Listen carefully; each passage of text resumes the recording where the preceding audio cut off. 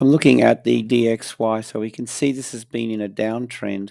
What I'm looking at the moment is this range here. It's been fairly range bound, and what I'm anticipating would be possibly a break of this low. We do have up here triple tops and a break above liquidity run, and I'm wondering whether this is now gearing up for something like this. Now what we do have under is this thin candle giving us a imbalance. That'll be a target, and other target areas are going to be, well, we've got the lows under here, the lows under here, and of course under here. So this would be ultimately final destination, well, and beyond. So I'll be looking for the break retest of this range here.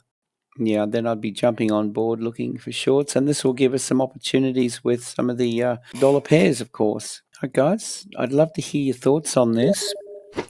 Please comment and let me know what you think. With that, I hope you have a great day. Safe trading. See you in the next video.